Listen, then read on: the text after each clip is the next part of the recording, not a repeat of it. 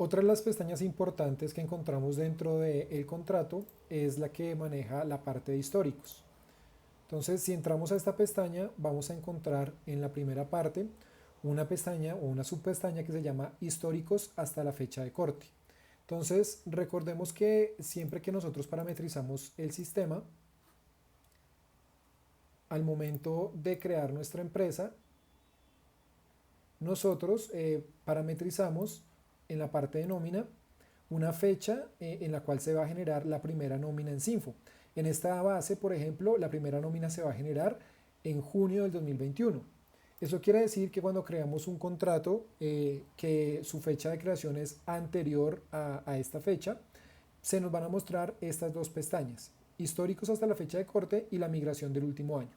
En esta primera lo que nos va a pedir el sistema es que le indiquemos cuáles son los días de licencia no remunerados históricos hasta el 31 de mayo de 2021, o sea, hasta el día antes de la primera nómina que vayamos a hacer en Sinfo, los días de vacaciones que se han disfrutado y compensados históricos y los días de ausencia injustificado históricos.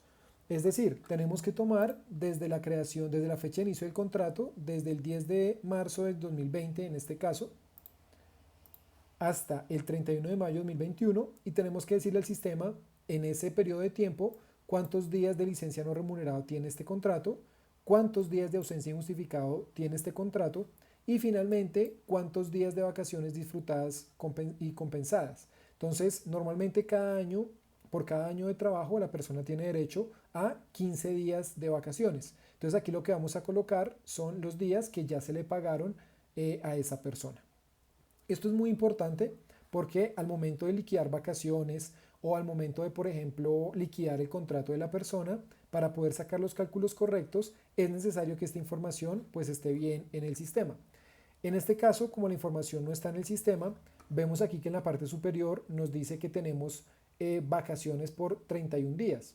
Probablemente en este caso los 31 días salen de la sumatoria desde el 10 de marzo del 2020 a el día actual, que es 21 de junio de 2022. Entonces nos va a decir que tenemos 30 días acumulados, que se compadece con lo que está acá. Son casi 2 años o un poquito más de 2 años de periodo trabajado, pues va a tener 30 días de vacaciones. Pero es muy probable que dentro de ese año que no estaban manejando el sistema, pues se le hayan pagado ya a la persona las vacaciones. Entonces, por ejemplo, voy a colocar aquí, supongamos que la persona ya ha disfrutado de 20 días de vacaciones. Si vamos a guardar este dato, vamos a ver aquí cómo ya las vacaciones restantes para la persona se van a disminuir. Entonces, por eso es importante, digamos, que estos datos se coloquen correctamente al momento de empezar a trabajar con el sistema. ¿Qué pasa si los datos no se colocan correctamente? Pues que el sistema, como no tiene esta información histórica, pues va a hacer unos cálculos que no van a ser los que correspondan con la realidad. La segunda subpestaña se llama migración del último año. Entonces aquí el sistema nos va a indicar que le registremos los valores históricos desde el 1 de junio de 2020 hasta el 31 de mayo de 2021. Es decir, un año antes de que arranque a utilizar el sistema. ¿Por qué es importante esta información del último año? Por lo mismo que hablábamos anteriormente. Normalmente cuando a una persona se le van a liquidar sus vacaciones y tiene un salario variable, la norma nos pide que saquemos el promedio de lo devengado el último año. De igual forma, si la persona tiene un salario variable y se le va a hacer una liquidación de su contrato, la norma nos pide que miremos el último año de históricos. En el momento de liquidar, por ejemplo, las cesantías, lo mismo. Si la persona tiene un salario variable, la norma nos pide mirar el último año. Por esta razón es tan importante que nosotros en nuestros contratos agreguemos la información histórica del último año. En esta parte, el sistema nos va a pedir una información básica y es la que nos va a pedir registrar acá. Antes de eso, pues nos hace aquí unas aclaraciones que es importante tener en cuenta al momento de registrar la información. La primera es que el IBC reportado pues debe corresponder a la información de la pila que se reportó en ese mes. Entonces, por ejemplo, vamos a entrar aquí a hacer los valores desde el 1 de junio. Entonces voy a colocarle aquí, esta información se debe registrar mensualmente. Entonces, desde el 1 de junio del 2020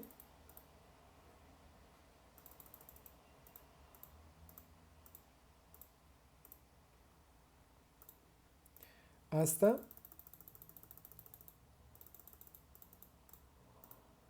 el 30 de junio de 2020, le vamos a indicar cuántos días fueron laborados, cuántos días de licencia, cuántos días de licencia no remunerada, cuántos días de ausencia injustificada, días de vacaciones.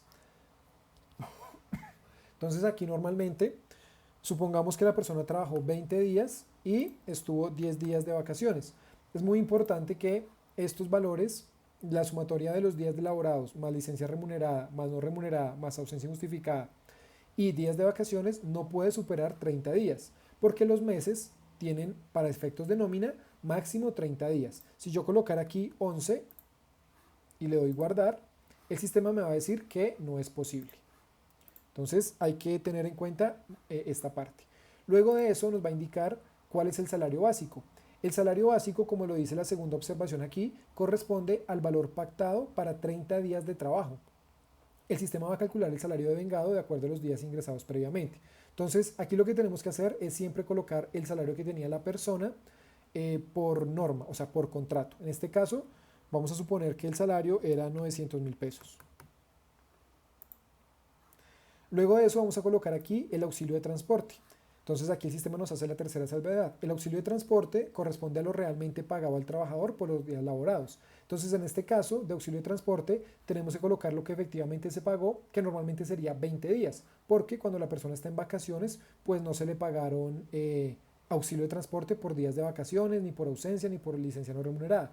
Solamente se pagan auxilio de transporte por los días laborados. Entonces aquí colocamos el valor de auxilio de transporte que se pagaron por esos 20 días. Vamos a suponer que fueron 50.000 pesos. Luego de eso le vamos a colocar si la persona tuvo algún recargo nocturno. Supongamos que sí tuvo un recargo nocturno de 5.000 pesos. Otros recargos y horas extra, supongamos que no tuvo otros recargos. Otros pagos salariales, vamos a decirle que sí, tuvo 100.000 pesos como pago salarial. Y en otros pagos salariales vamos a suponer que tuvo 200.000 pesos. Finalmente, el IBC debe ser el que se reportó en este momento a la Seguridad Social. Normalmente el IBC lo compone el salario básico más los pagos salariales. Entonces en este caso debería ser 1.050.000 pesos. ¿Listo? Entonces aquí dejamos el valor del IBC. El sistema no calcula automáticamente este valor como la sumatoria de esto, porque cada persona o cada empresa es libre de reportar o de aportar a la seguridad social sobre el valor que quiera. Entonces, si la empresa aportó sobre 1.200.000 o sobre 1.300.000, pues ese es el valor que debe colocar aquí. Y esto lo vamos a hacer pues con todos los meses desde junio hasta mayo. Ahora bien, esta misma información lo podemos hacer de una manera masiva por medio de una plantilla de Excel para no tener que colocar manualmente la información. Si en el caso de algún contrato solamente tenemos que agregar una o dos líneas, lo podemos hacer manualmente, pero si necesitamos agregar 12 líneas o 11 líneas o una información que es, digamos, bastante amplia, lo podemos hacer mediante un archivo para importar históricos. En un video posterior vamos a mostrar cómo hacerlo para todos los contratos mediante la misma plantilla.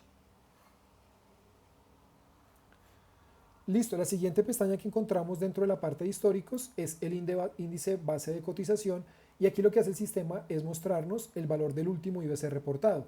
En este caso, como todavía no hemos hecho ninguna nómina en el sistema, el único IBC que nos muestra aquí pues es el que acabamos de agregar en esta parte.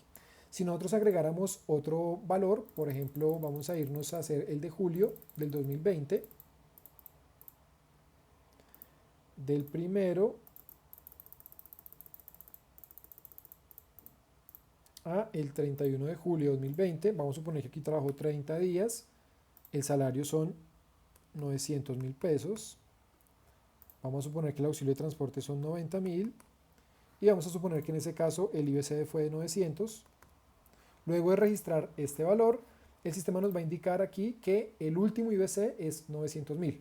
Entonces en esta pestaña básicamente el sistema nos va a llevar el track de cuál es el último IBC que se reportó a la Seguridad Social y el IBC promedio del último año de los IBCs reportados.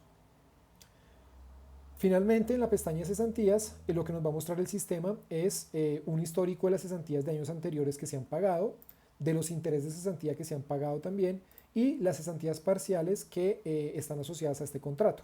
En este caso, pues obviamente como es un contrato que creamos nuevo, no tenemos datos que mostrar aquí, pero una vez vayamos liquidando las nóminas de cesantías y las de interés de cesantía, también las cesantías parciales, por supuesto, vamos a ir encontrando aquí este historial. Solamente es un campo o es una pestaña que nos va a permitir revisar esa información histórica referente a las cesantías.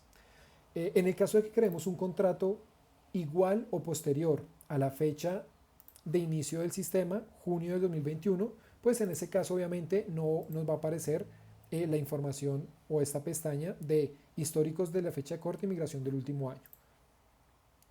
Vamos a verlo, vamos a crear un contrato y cuando la fecha, por ejemplo, arranca el 21 de junio de 2022, si nos vamos a la pestaña históricos, vemos que aquí no tenemos esa información histórica. Es decir, esa información histórica solamente la vamos a tener para los contratos que arrancan con una fecha anterior a la fecha de corte, que sería 31 de mayo del 2021 para el caso de esta empresa. Obviamente para cada una de las bases o cada una de cada una de las empresas registradas, pues podrá ser una fecha distinta.